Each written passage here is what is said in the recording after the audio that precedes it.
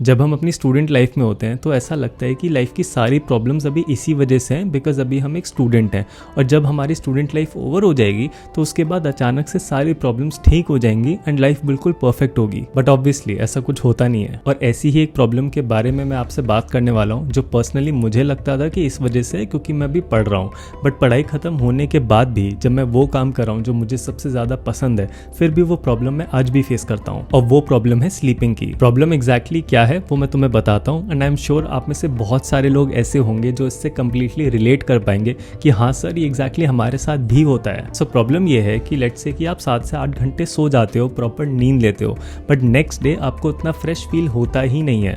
पूरे टाइम थकान सी लगी रहती है या फिर मन नहीं करता चीज़ों को करने का, एक लेजीनेस आ जाती है। बट वॉच के हिसाब से देखोगे तो 7 से 8 घंटे की नींद हो चुकी, तो कायदे से तो तुम्हें एक्टिव फ्रेश फील होना चाहिए, मोटिवेटेड फील होना चाहिए, बट ऐसा नहीं होता। तो उस टाइम तो यही लगता था क्योंकि पढ़ाई करने की बात हो रही है, इसी वजह से बार बार लेथार्जिक फील हो रहा है, तो बॉडी बेसिकली एक एक्सक्यूज मार रही है कि भाई मुझे नहीं पढ़ना। सो आई थॉट कि ये स्टूडेंट लाइफ का ही पार्ट है एंड एक बार जब सीए बन जाएंगे तो उसके बाद ये बातें खत्म हो जाएंगी। एंड जब ये चीज़ खत्म नहीं हुई then I started researching about it कि यार इसका एक्चुअल कॉज है क्या। एंड रिसर्च करने के बाद मुझे एक चीज़ पता चली which I have been implementing for the last 2-3 months, जिसने मुझे बहुत ज़्यादा फायदा दिया है। सो वो चीज़ मैं आपके साथ शेयर करना चाहता हूँ सो दैट जो लोग ऐसे हैं कि प्रॉपर नींद लेते हैं बट स्टिल उन्हें लेथार्जिक फील होता है, उनको बेनिफिट हो सके। अपनी रिसर्च के दौरान I came across Vedanta Sutras by Srila Prabhupada. ये बुक बेसिकली आप कह सकते हो कि एक समरी है ऑफ ऑल द वैदिक नॉलेज। इस बुक में मेंशन करा गया है कि एक इंसान को कितनी स्लीप की रिक्वायरमेंट होती है। तो यहाँ पे नंबर ऑफ आवर्स के बेसिस पे नहीं हो रहा है, यहाँ पे पॉइंटर्स के हिसाब से है। सो इस बुक के हिसाब से एक इंसान को 8 to 9 पॉइंटर्स की स्लीप चाहिए होती है। So for the sake of simplicity मैं से बोलता हूँ कि 8 to 9 पॉइंट्स आपको चाहिए अगर आपको प्रॉपर स्लीप लेनी है। एंड ये पॉइंट्स आपको कैसे मिलते हैं ये डिपेंड करता है कि रात का कौन सा टाइम है। जैसे 9 to 12 का टाइम होता है, वहां पे हर 1 घंटे के आपको 2 पॉइंट्स मिलते हैं। इसका मतलब ये हुआ कि 9 to 12 तो भाई 3 घंटे होते हैं, बट 1 घंटे में आपको 2 पॉइंट्स मिलते हैं, यानी कि 6 पॉइंट्स हो गए आपके।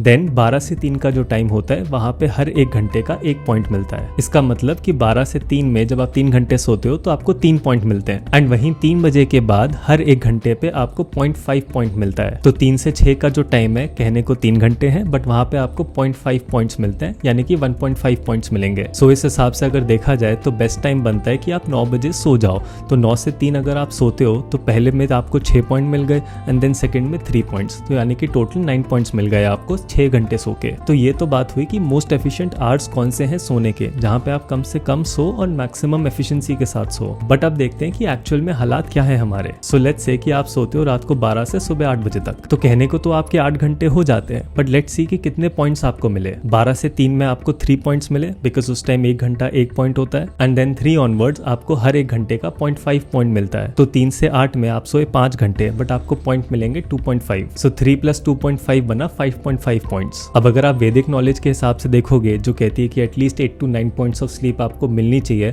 तो एक्चुअल में तो आपको उस हिसाब से 5.5 स्लीप मिल रही है। बट क्लॉक के हिसाब से देखे तो लगता है कि यार मैं पूरा तो सोया हूँ, 8 घंटे सोया हूँ, बट फिर भी मुझे एक्टिव फील नहीं हो रहा है। तो मैंने जब ये चीज़ पढ़ी तो मैंने ट्राई किया कि मैं रात को 9 बजे तक सो जाऊँ। हालांकि हर दिन पॉसिबल नहीं होता बिकॉज काम हो जाता है या फिर डेडलाइंस मीट करनी होती हैं, तो इस वजह से ज़रूरी नहीं है कि हर रात को 9 बजे सो पाऊँ, बट एटलीस्ट कोशिश तो करता हूँ एंड ट्राई करता हूँ कि 4 बजे तक उठ जाऊँ। और इस चीज़ का बहुत ही रिमार्केबल इफेक्ट रहा है, जहाँ पे मैं 9 बजे सो जाता हूँ वर्सेस कभी मान लो 11 बजे सो रहा हूँ। तो 11 से लेके सुबह 6 बजे तक अगर सोता हूँ, कहने को 7 घंटे, एंड वहीं 9 से लेके 4 जो कि 7 घंटे, उन दोनों की स्लीप में बहुत डिफरेंस होता है। एंड ये डिफरेंस शुरू से रहा है जब भी मैंने सुबह जल्दी उठने की कोशिश करी है, बट कभी समझ नहीं आता था कि एग्जैक्टली हो क्या रहा है।